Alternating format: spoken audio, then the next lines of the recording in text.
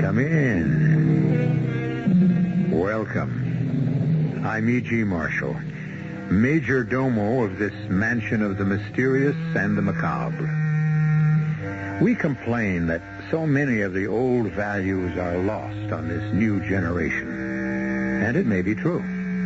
But consider some of our old values. We were told to look before you leap. But we were also told he who hesitates is lost.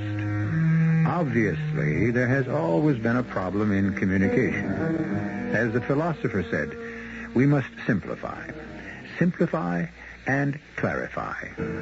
Our mystery drama, Marry for Murder, was written especially for the Mystery Theater by Sam Dann and stars Mandel Kramer. It is sponsored in part by Luden's Medicated Cough Drops and Buick Motor Division. I'll be back shortly with Act One.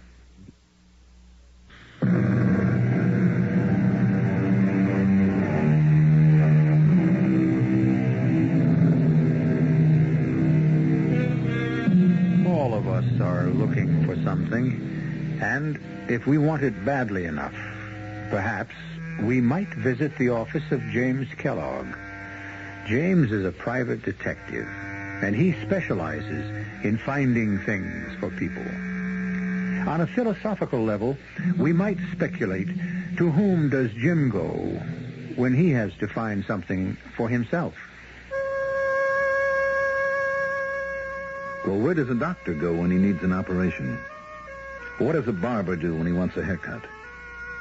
Anyhow, I've been described as a private detective, and right off, I would like to straighten everybody out on some basic facts. Fiction has made a pretty good thing out of my profession. You know, the luscious blonde with the inviting eyes who enters the office all afire with passion. I don't get cases like that. I don't get sapped on the skull and wake up in the arms of a gorgeous redhead. You want to know what I get? I usually get what just walked into my office this morning. Fat and 50-ish. And what do you think her problem is? I want you to know, Mr. Kellogg, I investigated you thoroughly before coming here. As indeed you should, Mrs. Melvin. An influential member of the family personally discussed the matter with the district attorney and asked him to recommend someone. Your name was suggested. Now that you're here, I shall explain exactly why we deemed it advisable to engage a private eye. one moment, Mrs. Melvin. I am not a private eye. I am a private detective or a confidential investigator. Please continue. Here is our problem. Our problem? I am acting for the family, my two brothers and myself. We decided this would be the wisest course of action. We have a sister who was about to make a dreadful mistake. Yes? Anne's husband died a year ago. He was in the hardware business and left a large amount of money. How large? Is that germane to this discussion? One never knows. After taxes, $2 million. That's large. Continue. Anne intends to marry again. This is the dreadful mistake? Yes. Well, how old is your sister? Oh, just 40. Well, isn't she mature enough to know what she's doing? Oh, she's a babe in the woods. She's always led a sheltered life. She knows nothing of the world. Mm-hmm. And, of course, the man in question is younger than your sister. How did you know? Well, Mrs. Melvin, this is not a unique situation. Well, the family wants this thing broken up. Why? Because you're afraid her money will go to her new husband and not be available to you? Now, see here, Be Mr. realistic. How can I or anybody break up this romance if she's determined to marry him? By exposing him for what he is. What is he? A thief. A confidence man. Well, if you know this, then he's already been exposed. But that's just it. We don't know it for a fact. Then how can you say it? Because it's true, it must be true. Why? A fellow like him, smooth, sneaky. Oh, and he seems so much younger. Is your sister attractive? That is not the point. Walter Jones is too glib. That's his name, Walter Jones? Yes. What does he do? Oh, he says he's come to town to open a sales office. What kind of sales? Well, I don't know. He's obviously a swindler and a sharper. And if so, he must have been in trouble with the law at one time or another. Have you discussed this with your sister? Oh, she's so thoroughly infatuated she won't listen to a single word against him. But if you could come up with solid evidence of a criminal record, I am convinced we could nip this thing in the bud. Well, suppose he has no criminal record. Impossible. One look at his face. It could take a great deal of my time and your money to find out. I consider that money well spent. It's an investment in my dear sister's happiness. On the other hand, even if this evidence does exist, it may not do you any good. What do you mean? Well, suppose your sister's so much in love with this man that she decides to marry him anyhow. You just find that evidence. Well, I'll need... I know what you'll need. I've prepared a sheet of paper listing this infamous person's address, the places he frequents, and so on. Here's his photograph. It's an excellent likeness. You've come well prepared. I'm paying you for your time. I won't have you waste one single moment. I expect a detailed report of your progress. That's one thing you can be sure you'll get out of all this, Mrs. Melvin. A report. A nice, neat, concise, leather-bound report.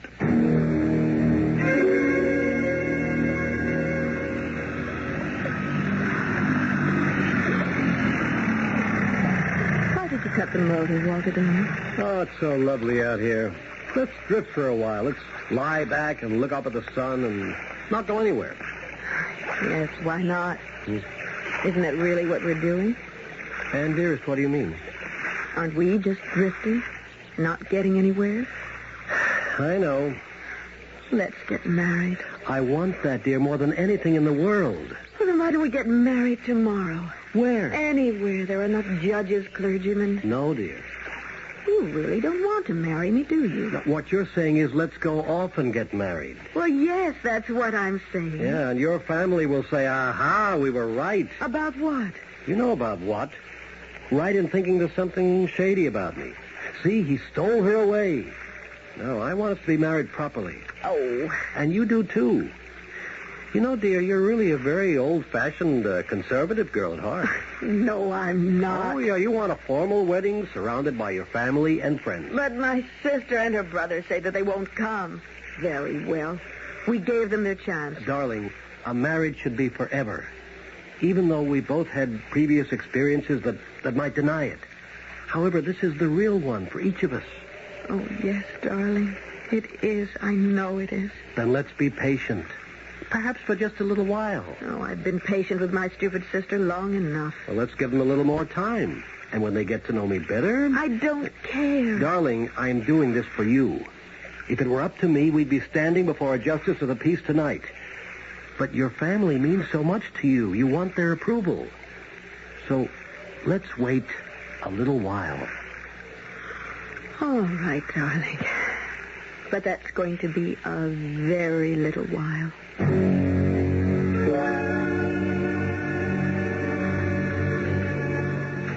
Greetings, Lieutenant. What can I do for you, James? Well, I'm looking for a baddie. That is, he may be. Walter Jones. The name ring a bell? No bell at all. Walter Jones. But, Edgar. In the big file under J. Jones. First name Walter. See if there's a make. Yeah. Name could be a phony. What's he supposed to have done? Well, I don't know what he's done exactly, Lieutenant. I only know what he wants to do. He wants to get married. Has that become a crime? Well, maybe it ought to be. Outraged prospective in-laws, blushing bride with $2 million clutched in her hand like a lollipop. And friend Walter out to snatch it away from her. Well, some guys have all the luck. Lieutenant Martin. Yeah, Edgar? Oh, thanks. Sorry, James. How about the listing from the Federals? A blank. And Edgar checked the all states wanted folder, too. Well, can we cross-file him, Lieutenant? It means we'll have to look at a lot of pictures. Well, you might want him one day yourself.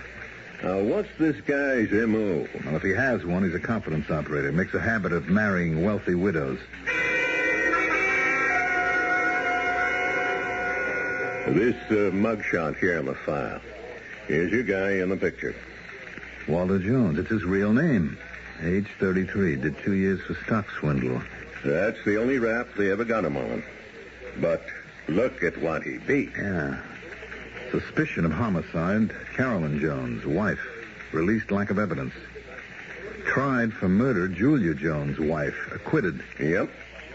And now does the mad wife killer strike again? And Lieutenant's suspicion will get us nowhere. And the time that he was tried for it, he beat it. I don't know what we can do. The fraud thing he's already paid for. The suspicious stuff... Neither here nor there. Legally, he's innocent. So he cannot be arrested. He can't be stopped. I'm not out for an arrest, Lieutenant. All my client sent me to the store for was information, and I got it. Thanks, Lieutenant. And thank your department for your courtesy and cooperation.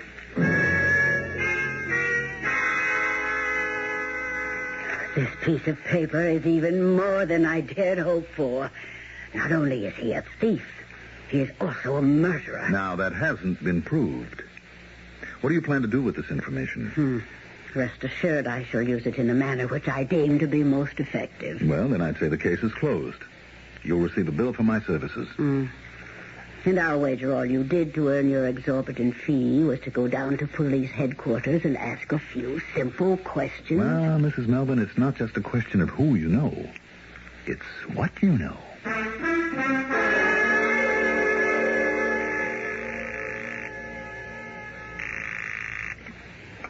Hello? Phyllis? Oh, yes, Anne, dear. How are you? Phyllis, I want to invite you to my wedding. Do you? Now, I don't want you to go into an entire 3-act play about it. Walter and I intend to be married this coming Sunday at St. Maurice's at 4. You and the rest of the family can come and give us your blessing, or not, as you see fit. I asked you. Darling, what makes you think we wouldn't come? Phyllis, what are you saying? 4 o'clock? Of course we'll be there. And then we'll have a reception at my house. Phyllis. And, darling, I'm so happy for you. Now, let me call everyone. Goodbye, dear. I'll talk with you later. What do you think of that? What is it, Anne? They're coming. My family is actually coming. All of them? Roy and Bob, everyone. Phyllis calls us shots. I told you they'd see the light eventually. Now, aren't you glad we didn't run off somewhere and have this most meaningful and beautiful ceremony performed among strangers? You were right, dear. You're always right. Stick to your own point of view, dear. Eventually, people come around. Oh, Walter, I don't know what I'd ever do without you. Don't worry, Anne, darling. You'll never be without me.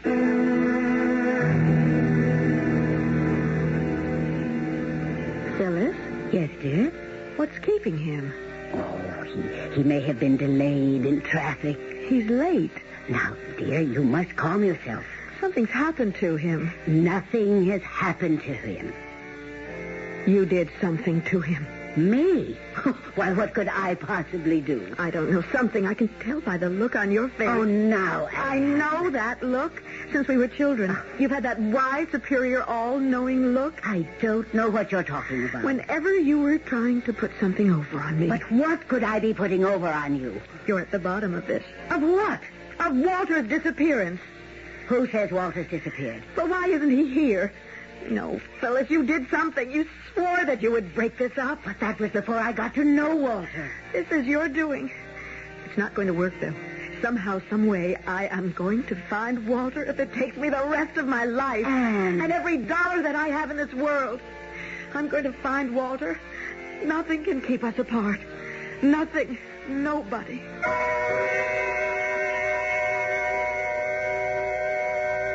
Well, there's a ringing endorsement for you. But what did happen to Walter Jones? You know perfectly well he's not going to show up at the church. But why not? Assuming the information on him in the police files is correct, isn't that his thing? Doesn't he marry rich women? Obviously, we have a lot of ground to cover, and the second act will be with you in just a few moments.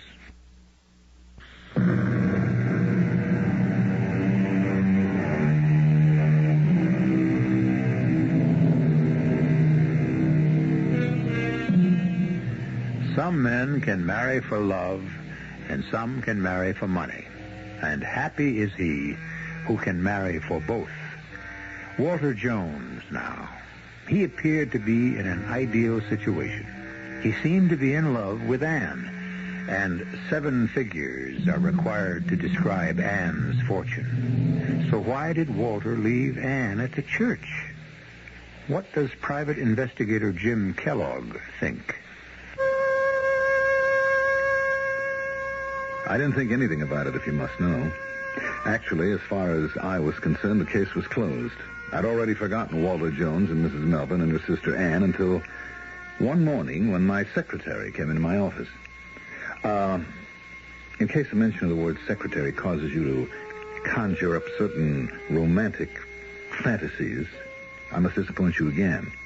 My secretary wears pince-nez glasses and has snow-white hair, and the only reason I hired her is because she is the most efficient human being I ever encountered.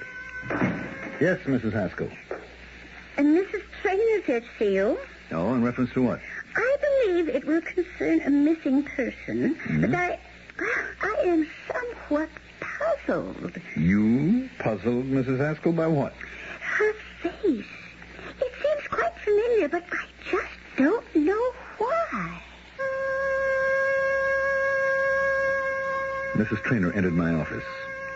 Looking at her, I'd say she was somewhere between 35 and 40. And still looking at her, I'd say she was one of the most attractive women I'd ever met. But that was beside the point. Mrs. Haskell was right. There was something strangely familiar about this woman, but I couldn't place it either. I don't know how I feel about all this, Mr. Kellogg. What do you mean? I was walking down the street, and it started to rain.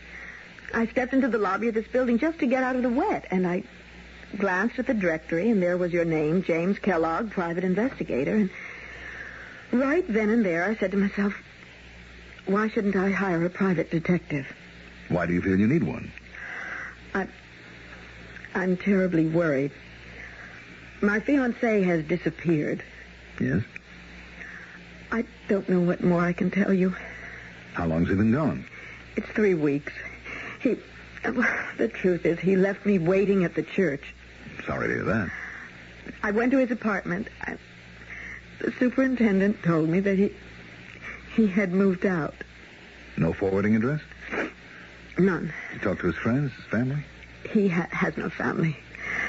And I never met any of his friends. You see, Mr. Kellogg, it was one of those whirlwind courtships. We were just 2 people who met and fell in love and decided to get married. Well, you know, there are certain people, as the wedding date approaches, who they just become frightened and take off for a little while. No, I refuse to believe that Walter did that. I am sure something terrible must have happened to him. Well, we'll see what we can do, Mrs. Trainer. Were you widowed or divorced? My first husband died. I see. And what is your fiancé's name? Walter Jones. I beg your pardon? Jones. Walter Jones. Yes. Walter Jones. That's why she looked familiar. She was the sister of that impossible Melvin woman. Same shape to the face, same color in the eyes, only on Mrs. Trainer it all looked good. However, this was not the time to admire the physical attributes of Mrs. Trainer. I was now confronted with a problem which seldom, if ever, troubles most fictional detectives. The little matter of professional ethics. He just disappeared suddenly without a trace. And your first name? Anne. You have a family? Oh, yes. A sister and 2 brothers. Mm-hmm. What was their attitude toward your fiancé? They were violently opposed. They thought that Walter was after my money, but that's impossible. Are you sure? Of course. And talking about money, I've plenty of it, so you needn't spare any expense in looking for Walter. Excuse me? Yes.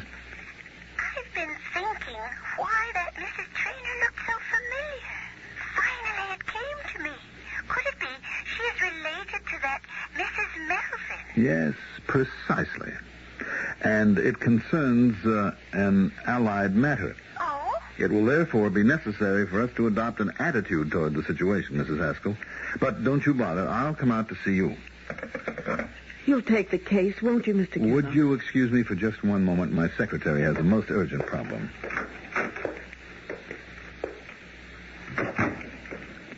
Guess what she wants? I would assume she wants you to find her fiancé. Obviously, her sister, Mrs. Melvin, didn't tell her that she hired me earlier to dig up Walter's past. nor any of the specifics of that past either, or she would have mentioned it.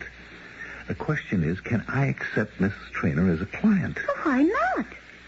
Well, wouldn't that be the same thing as working both sides of the street? But not at the same time. Mrs. Melvin hired me to break up the marriage. Did she? Well, maybe not. I mean, I never agreed to do that. Oh, of course not. How could you? All I was required to do was to secure certain information concerning Walter Jones. Exactly. And your client was satisfied. Now, another client, quite by coincidence, also wants information concerning the same Walter Jones. Specifically, his whereabouts. Now, is there any legitimate reason why I shouldn't take the case? None that occurs to me at the moment. Only one thing puzzles me. Yes? What can a woman with her looks and charm see in a phony like this Walter Jones? Tell me, Mr. Kellogg, is that a legitimate area of curiosity for a private detective? Well, I'm talking now as a man. Mrs. Trainer, tell me everything you know about Walter Jones. I don't know very much. I only know I love him. Well, shouldn't marriage require a firmer foundation? Such as? Well, I would assume knowing something about each other's habits, tastes, attitudes, so forth. And how much did you know about your wife before you married her? I've never been married. Well, then you hardly qualify as an expert. Still, it would seem that a successful union is based upon mutual interest, knowledge of each other. You keep saying it's important to know all about the person you intend to marry. I say nonsense. Pure, unadulterated nonsense. Love at first sight. That's what it was between Walter Jones and me. Love at first sight. It's the only real way.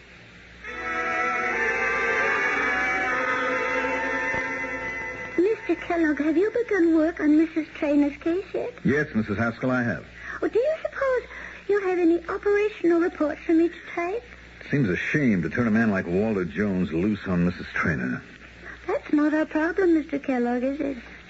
No. Do you want me to hire some temporary operatives? Mrs. Haskell, do you believe in love at first sight? Oh, I remember 45 years ago, I was standing on a street corner. A young man drove past and splashed mud all over my legs. I didn't think women showed their legs in those days. I had lifted my skirt to step over the puddle. The young man apologized profusely. We looked at each other. Then and there, we knew. We both knew. Does that answer your question? I'll be leaving town for several days, Mrs. Haskell. With whom did you fall in love at first sight? Now, that is a ridiculous question. I didn't have to ask.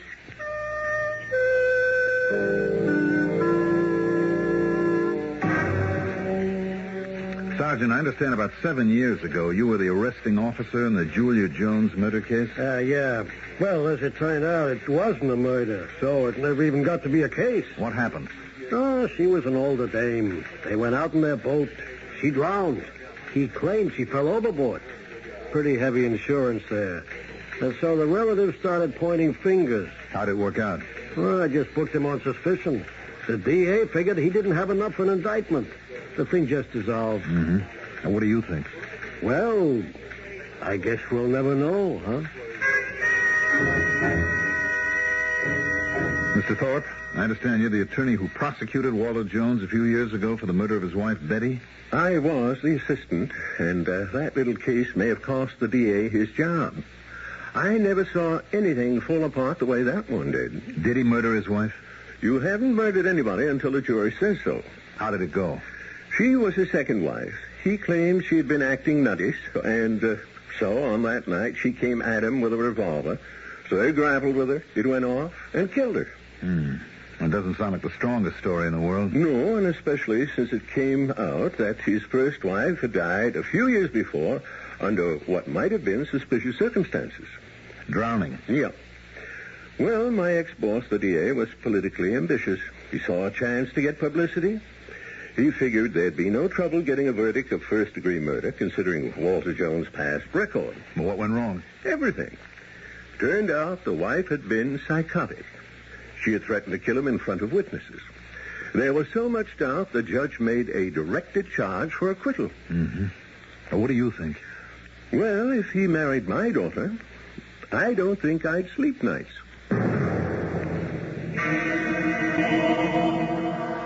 Well, Mr. Kellogg, what have you discovered?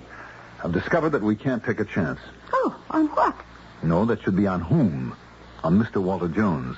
How do you mean that? He may or may not be a murderer. He may or may not have murdered his previous wives for their money. Is this what your client is paying you to find out?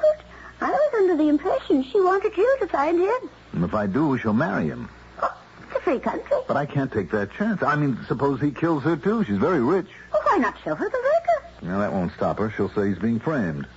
Then what do you propose to do? I don't know. She's a woman who has a terrific sense of loyalty.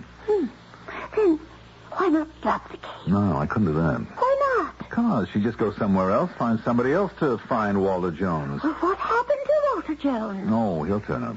What makes you so sure? Anyway, right now, I have a really pressing problem. Oh, what? When it suits his purpose, Jones will show up to marry Ann Traynor. There's only one way I can save her. How? I have to make her forget Walter Jones. Once again, Mr. Kellogg. How? How? Well, there's only one way. By making her fall in love with me.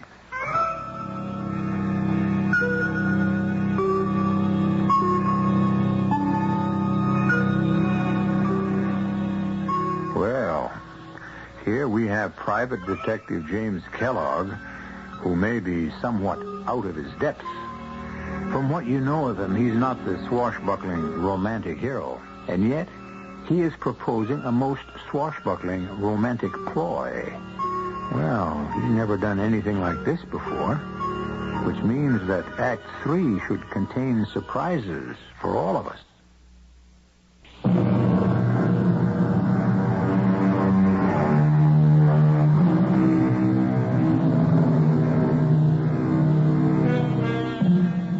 There is always the conflict between desire and duty.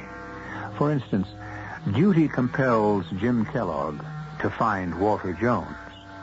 Desire would have Jim make sure Walter never shows up at all. Most people finally decide to yield to desire or heed the call of duty. Jim, on the other hand, has decided to do both, which means he will try to find Walter Jones and not find him at the same time. I'm not really sure I heard what you said, Mr. Kellogg. I said I would make Mrs. Traynor fall in love with me, Mrs. Haskell.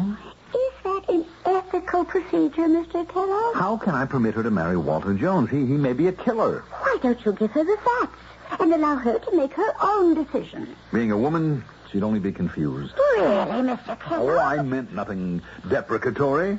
I have every respect for a woman's intellectual capacity. Oh, thank you, sir. But a woman in love is a strange creature. That's because love itself is not a rational state. A revelation of the facts would only make her fall more deeply in love with Walter Jones. Why? Because it'd also give her a chance to be a martyr. She could say, you see, the whole world is against him, but I shall stand by him. From a practical point of view, Mr. Kellogg, how do you intend to make Mrs. Traynor fall in love with you? Well, I hadn't thought about that, but... There are several difficulties you would have to overcome. For instance?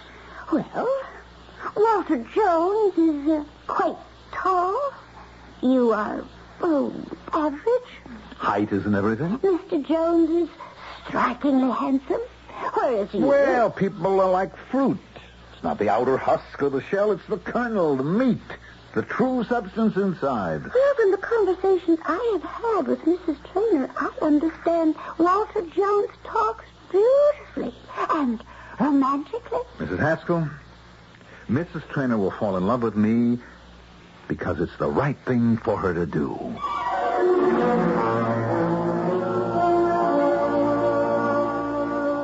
I've been trying to reach you for these past few days to see if there's been any progress. Oh, I was out of town, Mrs. Traynor. I'm so worried. Is it possible for a person to disappear without leaving a single trace? Look, it's noontime. I'll take you to lunch. Oh, I'm not hungry. I can't think of food. We might be able to discuss some important matters. Oh, if we're going to talk about finding Walter, then that's something else. I think that this is the first full meal I've had in weeks. I've been so nervous about everything since Walter disappeared. You know, you look very attractive when you eat. Yes? Oh, my goodness. Do you realize that was what Walter said to me? Walter? I was sitting in a coffee shop having lunch by myself when the stunning-looking man said to me, "Do you know that you look very attractive when you eat?" We both laughed. It was as if we had laughed together so often in the past. He was the kind of man that I wanted all my life. Oh, Mr. Kellogg, you've got to find him for me. You've got to. Promise. I promise. Good. Now let's hurry back to the office. The office? Yes, it's the most important place in my life right now. Why? Because it's the brain center, the place where the strategy to find Walter is being formulated. The phone should be ringing. Undercover men should be coming in and out. Well... I've no patience to do anything else or be anywhere else, and I want to help. Help? Please. Let me. I could answer the phones, take messages, assist Mrs. Haskell. But... Please. Let me be a part of it.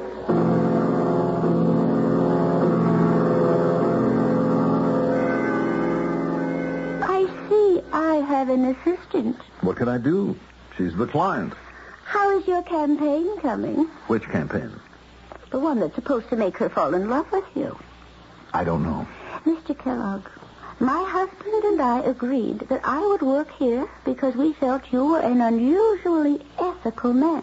Well, I try. Is what you're doing now ethical? What do you mean? You are being paid to find Walter Jones. I'm looking for Walter Jones. I am your private secretary. If you're doing any investigating, it isn't apparent to me. Well, what should I be doing? You should be out looking for Walter Jones. Well, by the same token, I could be in looking for Walter Jones. There is every possibility that he is a murderer. And I can understand your feelings. But you should confess to her. Mrs. Haskell, I'm doing this my own way. And it's the only way that has a chance of success. And what is that way? It's a line of investigation that has to be kept confidential, even from you. I hope you understand. Oh, I understand. It probably has to be kept confidential because it doesn't exist.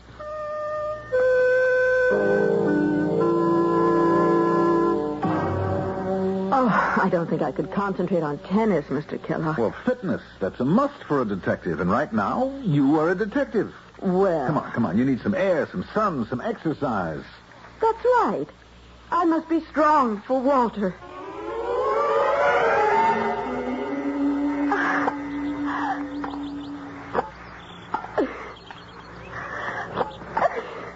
That's out. Yep.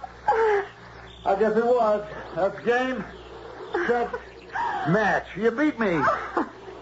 It was all I could do to even score a single point off Walter. Oh. What a marvelous tennis player. And he had a killer instinct. He did, huh? Even if he was playing with me, he couldn't let up. He had to play all out all the time. Tell me about Walter's killer instinct. You know anything about his past? Oh, I don't care about his past. He was honest with me. He told me he'd been married twice before. Mm-hmm. What else did he tell you? Not important. Well, suppose it should turn out that he hadn't led a very exemplary kind of life. That's a very stuffy way of putting it. That's exactly how my late husband Edgar would have said it. Oh? Mr. Kellogg, if only you could learn how to relax. You and men like Edgar. Why don't you call me Jim? Oh, no. You're the Mr. type. The correct, formal, proper Mr. type.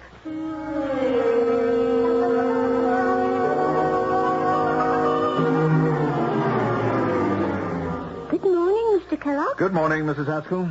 I don't mind telling you that however lofty your motives, I thoroughly disagree with your tactics in this case. Ordinarily, I would have resigned in protest. I assure you, Mrs. Haskell. However, sir, you are about to receive your comeuppance. What do you mean? Mrs. Traynor is waiting in your office. Hmm? And I would say she appears to be somewhat miffed. Miffed? Surely you knew you were headed for trouble? Well, sir, it has finally arrived. What are you talking about? Why don't you ask her? Good morning, Mrs. Traynor. Mr. Kellogg, may I have the bill for your services rendered to date? Why, Mrs. Traynor? You've been very pleasant. You've taken me to lunch, to dinner, to tennis, golf, theater. You've done everything but look for Walter Jones. But I have been looking Oh, for... please. I was married to a businessman for over 20 years. I know when things are being done in a business-like fashion. No work has been done in this office on Walter Jones. There have been no phone calls, no reports. It dawned on me that you're not looking for Walter. I asked myself why, and then I realized. You're in love with me, Mr. Kellogg. Do you admit it? Yes? Well, it's impossible. Why? Because I love Walter. It's quite possible he murdered 2 wives. It's impossible. I can show you the record. I have seen the record. Walter was completely honest. He told me the police were suspicious, and he agreed that they had cause to be. How did he account for his first wife's drowning? She fell overboard. It was foggy. He couldn't find her. You believe that? The authorities believed it. They refused to prosecute. 1 accidental death I might accept, but 2? He was terribly lonesome. He needed companionship. He married in haste, and... Oh, she was a psychotic. It was obvious. And how will they account for your murder? I think that's despicable. All right, Mrs. Trainer, I am in love with you. See what I mean? You're in love with me, and you call me Mrs. Trainer. You weren't trying to find Walter Jones. But I was. Excuse me. Yes? Mr. Kellogg, I want to apologize. You were looking for Walter Jones after all. Billy Smith just called and said he's living at 19 Gladstone Oval. His phone number is 555-8308. Thank you, Mrs. Haskell. I want to settle up our account. Send me a bill. I shall hire another detective who will really look for Walter. That won't be necessary. I just found him for you. What are you saying? Do you want to know how? Your sister hired me to dig up his past, and I found his past record. I gave it to her. She obviously decided to confront him, scare him away. She probably paid him off. It doesn't make sense. If she has this record, why should she pay him off? The scenario. She shows him the record. He says, Anne won't care. She says, can you take that chance? Settle for a little, Walter. Take a few bucks and beat it. So he takes it. But he's going to keep coming back and taking more and more. And when he's drained it dry, then he'll show up and claim you and the main fortune. This is a most despicable lie. How do you think I found Walter Jones? I had a man watching your sister's house. Walter's been calling on her. I refuse to believe it. You don't want to believe it. Where is his phone number? Here on this pad. Finally. And listen to me. He doesn't love you. He's alive. He's safe.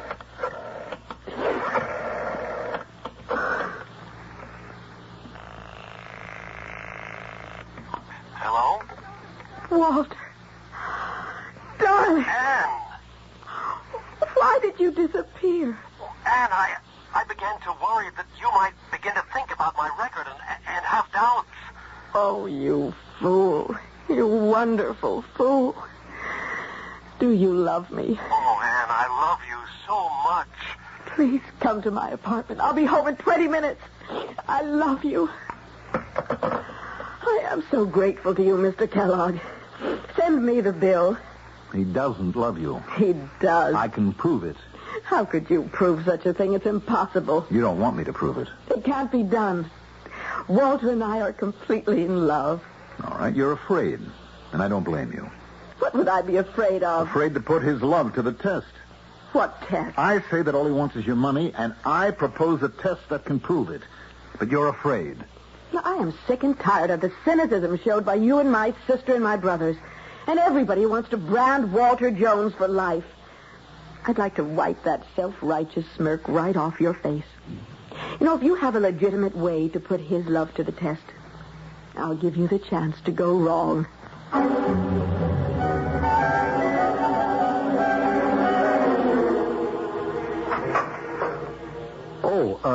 Is Mrs. Trainer at home? Oh, she just stepped out for a few minutes. Oh, she's expecting me. My name is Walter Jones. I'm Mrs. Trainer's fiancé. Oh, well, won't you come in? Thank you.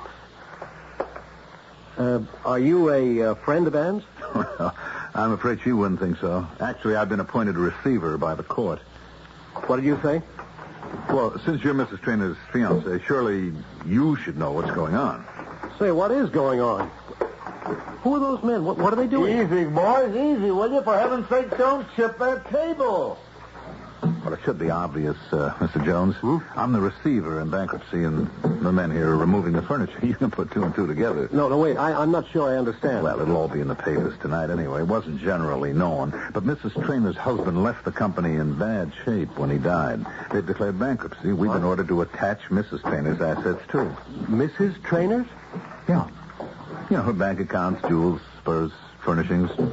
Yeah, she was on the books, you see, as an officer of the corporation. Now, wait a minute. According to the law, an officer of the corporation is not responsible for... I see you know your law. That's true ordinarily. But in this case, we have reason to suspect fraud. Oh? I think she'll be stripped clean. But she's lucky. She had you to take care of her. Me? Yeah, you said you were a fiancé, didn't you? No, I'm sure you misunderstood. I said I was a friend of her fiancé, and I was passing through, and I just thought I'd say hello. Well, sit down. I mean, she'll be right back. I'm sure she could use some cheering up. Oh, I wish I could do that, but I have a plane to catch. Well, I'll tell her you were here. Thank you. Goodbye. Jim. Walter Jones dropped by to say hello. So I heard. I'm sorry. You win. And they've won the battle. Lost the war. No. When I saw the two of you side by side, I realized that I was really very happy with my first husband. I'm not a very exciting guy, Ann. Well, at least I can be sure of one thing. You'll never kill me for the insurance. And no woman who married Walter Jones could ever make that statement.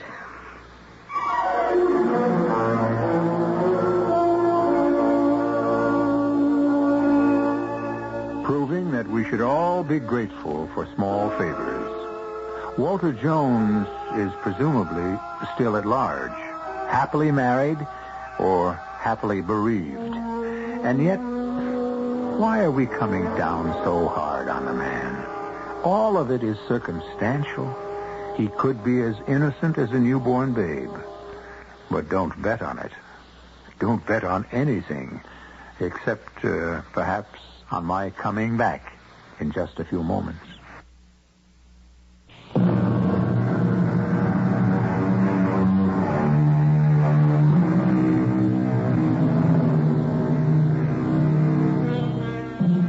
We look down, perhaps, on a beautiful girl who marries an older man for his money.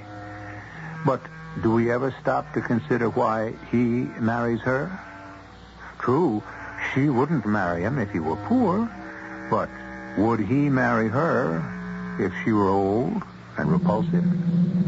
Why do people marry people? In retrospect, we have presented a story of marriage. And the moral is any one you care to take away with you. We present these cautionary tales complete with morals 7 times each week. Our cast included Mandel Kramer, Patsy Bruder, Evie Juster, Arthur Anderson, and Dann Ocko. The entire production was under the direction of Hyman Brown. Radio Mystery Theater was sponsored in part by Buick Motor Division and Luden's Medicated Cough Drops. This is E.G. Marshall inviting you to return to our Mystery Theater for another adventure in the macabre. Until next time, pleasant dreams.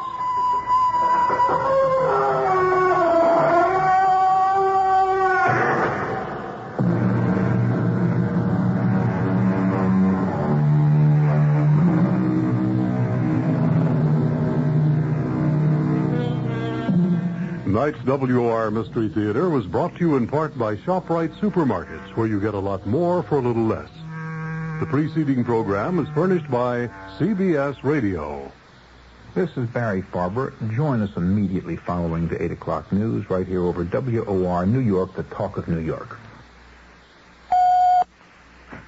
Governor Carey and his aides will be busy this weekend trying to avoid a default by the state. The city of Yonkers today narrowly avoided default. Westchester Congressman calls for another look at the welfare system. It's 38 degrees in cloudy mid-Manhattan. The man says cloudy and cold tonight with a chance of a few periods of light snow or drizzle. The low 30 to 35. Variable cloudiness tomorrow and tomorrow night. The high from 40 to 45 tomorrow. The low around 40 tomorrow night.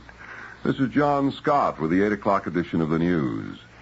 Aides of Governor Carey and state legislative leaders will be busy this weekend trying to agree on some sort of plugging that disputed hole in the budget.